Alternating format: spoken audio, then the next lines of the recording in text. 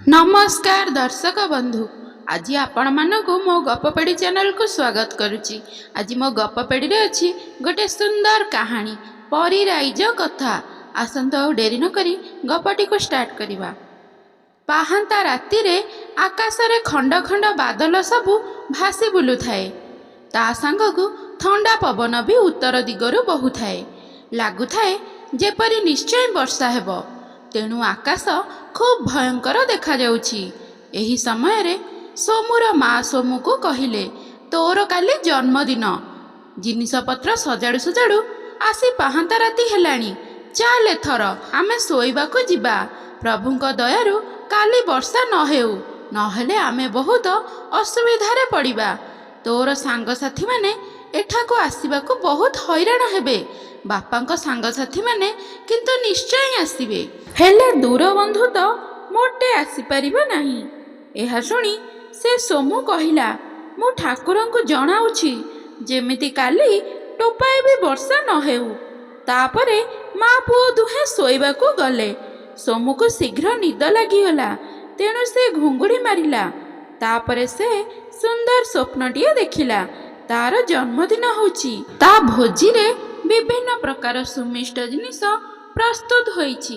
ता सांग माने बहुत उपहार आनी ता हाथ को बढ़ाउछंती। ता बापांक बंधु ओ सांग माने मध्य बहु मूल्यवान शार्ट पैंट ओ बहु खेल सामग्री इत्यादि ताको उपहार स्वरूप देउछंती। से सोमु निजे भी बहुत खुशी होउछि। ठीक एतिकी बेले अति सुंदर परिराणी जणे आकाशरू ओल्हेई आसी ता पाखरे छिड़ा होई गले। तापरे से परिराणी सोमु को हाथ ठारी कहिले, सभी को कहिलु आसीबा पाई। कुनी पिलांकु मो बहुत भल पाए बोली आसिली धाई। तहु से सोमु पचारिला, तुमे किए, केउठारु आसिल? बड़ बड़ पक्षी रंगीन झाल तुम शरीररू ज्योति उकुटे।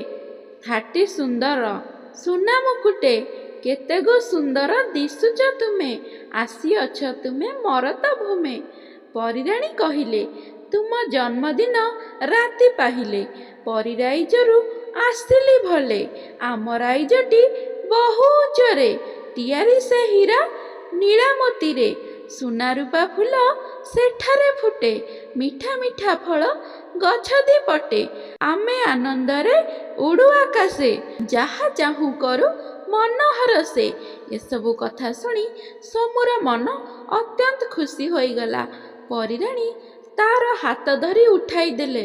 परिराणी का हाथ स्पर्श रे से सोमु पिठीर दुई पटे पक्षी दुईटी होईगला। परिराणी का पछे पछे से मध्य उड़ी उड़ी ऊपर को उठुथिला। सोमु को ए स्वप्नटी सत परी लागुथिला। किछि समय परे से परिराइजरे जाई पहुंची गला। सतकु सत सुंदर सुंदर हीरा लीला मोती माणिक्यर घर गुड़िक सेठारे जेपरी झलसी उठुथिला। नाना फूल ओ फल रे सेठिका रास्तार दुई पट खूब रमणीय मध्य दिसुथिला। एणे से सोमु को लागुथिला सबु गुड़िक विचित्र। से सोमु मिठा मिठा फल गुड़िकु छिंडाई हाथरे आउंसुथिला। पाटिरे पुराइबाकु नियंते परिराणी से सोमु को कहिले, हाथ धोई फल धोई खाइबा उचित, नहेले रोग होई जिवो। खाइबा पूर्वरु मुह धोई कुली करिबा उचित। तुमे बड़ भूल करुछ। एहा कही पानी आउ इठा फल हाथ को देले धोइबाकू। तापरे से सोमु निज हाथ मुह धोई फल धोई खाइला। कुनी कुनी सुंदरिया झियो माने पक्षी मेली सोमु आड़े को धाई आसिले। सेमानंकु देखी सोमु टिके हसी देई कहिला, कुआड़े जाउछ कुनी झियो माने? चुनी चुनी गीत शुभे मोर काने, मिठा मिठा कथा शुभई मधुर। कोइलिठु बड़ी तुम कंठ स्वर। सोमु को से कुनी झियो माने कहिले, आमे परिराइजर झियो, समय को चिन्ही सर्वदा सबु काम करिथाउ। जाऊ पढ़ी विद्यालय, पढ़िबु खेलिबु नाचिबु गाई, आमे प्रतिभा को देबु बढ़ाई। परी राइजर रखिबु ना, गौरव आसिब छाँ को छाँ। सोमु ओठरे हाथ बुलाई सेही कुनी झियो माने निज निज पक्षी हलई ବିଦ୍ୟାଳୟକୁ ଚାଲିଗଲେ। ହଠାତ୍ ସୋମୁ ସେସବୁ ଦେଖି ଚମକି ପଡ଼ିଲା। ସେହି କ୍ଷଣି ବି ହଠାତ୍ ତାର ଏତେ ବଡ଼ ସୁନ୍ଦର ସ୍ୱପ୍ନଟା ଭାଙ୍ଗିଗଲା। ତାପରେ ସେ ତାର ମାଆକୁ ଡାକିଦେଲା। ମା ସମସ୍ତ ଘଟଣାଟା ସୋମୁଠାରୁ ଶୁଣି କେବଳ ହସି ହସି ଗଡ଼ିଗଲେ। ତାପରେ ମା କହିଲେ, ତୁ ତ ସବୁବେଳେ ଆକାଶର ବାଦଲ ଖଣ୍ଡ ଉପରକୁ ଚାହିଁ ଦେଖୁଥିଲୁ। ପରିରାଣୀ ଉଡ଼ିଲା ପରି ଦେଖାଯାଉଛି ବୋଲି ତୁ କହୁଥିଲୁ। ପରିରାଇଜଟା ଦେଖିବାକୁ କେଉଁ ପ୍ରକାର ବୋଲି ମଧ୍ୟ ତୁ ପଚାରୁଥିଲୁ। ତୋର ସେସବୁ ଜାଣିବା ପାଇଁ ବହୁତ ଆଗ୍ରହ ଥିଲା। ଖାସ୍ ସେଇଥିପାଇଁ ତୁ ଏହି ସ୍ୱପ୍ନଟି ଦେଖିଲୁ। ଯାହା ଯାହା ଅଧିକ ସ୍ମୃତିପଟରେ ରହିଯାଏ, ବେଳେବେଳେ କେହି କେହି ସେହି କଥାକୁ ସ୍ୱପ୍ନରେ ହିଁ ଦେଖନ୍ତି। ପରିରାଣୀଙ୍କଠାରୁ ତୁ ତ ବହୁତ କଥା ଶିଖିଲୁ। ଫଳ ନ ଧୋଇ, ହାତ ମୁହଁ ନ ଧୋଇ ତ ତୁ ଖାଇ ଦେଉଥିଲୁ। ଏବେ ଜାଣିଲୁ ତ କେଉଁ କେଉଁ ଅସୁବିଧା ହୁଏ ବୋଲି। ବିଦ୍ୟାଳୟକୁ ଠିକ୍ ସମୟରେ ଯିବା ଉଚିତ। ଆଜିକାଲି ଶିକ୍ଷାରେ କାଲି ପାଠକୁ ସ୍ଥାନ ଦିଆଯିବା ସହ ପ୍ରତିଭାକୁ ମଧ୍ୟ ସ୍ଥାନ ଦିଆଯାଇଛି। ଖେଳ, ନାଚ, ଗୀତ, ଅଭିନୟ ମାଧ୍ୟମରେ ଶିକ୍ଷାଦାନ ବି ଅତ୍ୟନ୍ତ ସୁନ୍ଦର ହୋଇପାରୁଛି। ପରିରାଇଜରେ ମଧ୍ୟ ପ୍ରତିଭାକୁ ଅଗ୍ରାଧିକାର ଦିଆଯାଇଛି। ସେତେବେଳେ ସୋମୁ ଅତି ଗେହ୍ଲେଇ ହୋଇ ତା ମାଆକୁ କହିଥିଲା, ଆମେ ତ ସେ ପରିରାଇଜରେ ଯାଇ ରହିଲେ ଭାରି ଭଲ ହୁଅନ୍ତା। ସେଠି ଯାହା ଯାହା ମୁଁ ସ୍ୱପ୍ନରେ ଦେଖିଲି ତାହା ତ ଏ ବିଶ୍ୱରେ ମୋଟେ ନାହିଁ। କେତେ ସୁନ୍ଦର ପରିବେଶ।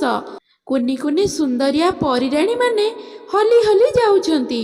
ତାଙ୍କ ପକ୍ଷୀଗୁଡ଼ିକ ସବୁ ହୀରା, ନୀଳା, ସୁନା, ରୂପାରେ ଛାଉଣି ହୋଇ ଖାଲି ଝିଲମିଲ ଦେଖାଯାଉଛି। ସୋମୁ ତାର ମାଆକୁ କହିଲା, ମୁଁ ସେଠିକି ଯାଇ ରହିବି। ବହୁତ ଭଲ ରାଇଜଟିଏ ସେ ପରିରାଇଜ। ସୁଖ ଦୁଃଖ ଏମିତି ସେଠି କିଛି ବି ନାହିଁ। ଅନ୍ଧାରର କାଳିମା ଲେଶ ମାତ୍ର ବି ସେଠାରେ ନାହିଁ। ତାହା ଆଲୋକମାଳାରେ ଚାରିଆଡ଼େ ଖାଲି ରଙ୍ଗିଲା ରଙ୍ଗିଲା ଦେଖାଯାଉଛି।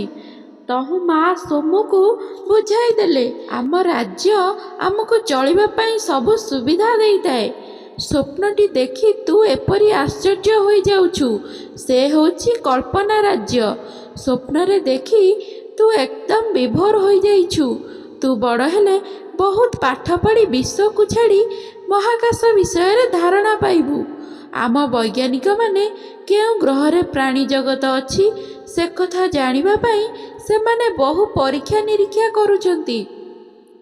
ଆଉ ଜାଣୁଛନ୍ତି କେଉଁଠି ପାଣି, ବାୟୁ ଇତ୍ୟାଦି ଅଛି, କେଉଁଠି ରହିହେବ, କେଉଁଠି ରହିହେବ ନାହିଁ। ଚନ୍ଦ୍ର ପୃଷ୍ଠରେ ମଧ୍ୟ ପ୍ରାଣୀ ଜଗତ ରହିହେବ। ଅମ୍ଳଜାନ ଓ ଜଳ ଇତ୍ୟାଦି ପୃଥିବୀ ପୃଷ୍ଠରୁ ନେଇ ମହାକାଶଚାରୀମାନେ ମାସ ମାସ ଧରି ସେଠାରେ ରହି ଗବେଷଣା ଚଳାଇଛନ୍ତି। ଏ ସମସ୍ତ କଥା ଶୁଣି ସୋମୁ ତା ମାଆକୁ କହିଥିଲା, ମୁଁ ପାଠ ପଢ଼ିବି, ବୈଜ୍ଞାନିକ ହେବି ଓ ସବୁ ଜାଣିବି। ମହାକାଶଚାରୀ ଯେବେ ମୁଁ ହେବି, ରକେଟ ଯାନରେ ବସି ମୁଁ ଉଡ଼ିବି। କେଉଁଠାରେ ସେ ପରିରାଇଜ ଅଛି ତାହା ମୁଁ ନିଶ୍ଚୟ ଦେଖି ଆସିବି। ସେତେବେଳକୁ ମା ବି ସୋମୁର ମନୋଭାବ ଜାଣିପାରିଥିଲେ। ତେଣୁ ସେ ତାଙ୍କର ପୁଅର ମନକୁ ଖୁସି କରିବା ପାଇଁ ତାକୁ ଟିକେ କୋଳକୁ ନେଇ ଗୀତଟିଏ ବୋଲିଥିଲେ।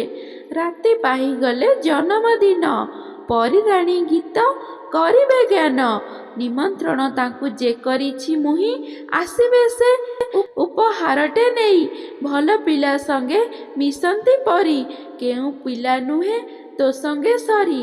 ଜ୍ଞାନ ବିଜ୍ଞାନରେ ହୋଇବୁ ତୁ ବଡ଼, ପରିରାଇଜରେ ଥାପିବୁ ତୁ ଗୋଡ଼। ଏସବୁ ଶୁଣି ସେ ସୋମୁ ହସି ହସି କହିଥିଲା, ମା, ରାତି ପାହିଲାଣି। ସକାଳୁ ସକାଳୁ ଗାଧେଇ ନୂଆ ଜାମା ପ୍ୟାଣ୍ଟ ପିନ୍ଧିବି ପରା। ତାପରେ ମା ଉଠି ପଡ଼ିଲେ ଶେଯରୁ। ତାଙ୍କ ପଛେ ପଛେ ସୋମୁ ବି ଚାଲିଥିଲା ମୁହଁ ଧୋଇବା ପାଇଁ। କାହାଣୀଟି ଏତିକି, ମୋ ଗପ ପେଡ଼ି ସେତିକି। ଆପଣମାନେ ଶୁଣୁଥିଲେ ପରିରାଇଜ କାହାଣୀ। ଆପଣମାନଙ୍କୁ ଯଦି ଏହି କାହାଣୀଟି ଭଲ ଲାଗିଛି, ନିଶ୍ଚୟ ମୋ ଭିଡ଼ିଓକୁ ଲାଇକ୍, ସେୟାର, ସବସ୍କ୍ରାଇବ୍ କରନ୍ତୁ। ରହୁଛି, ଧନ୍ୟବାଦ।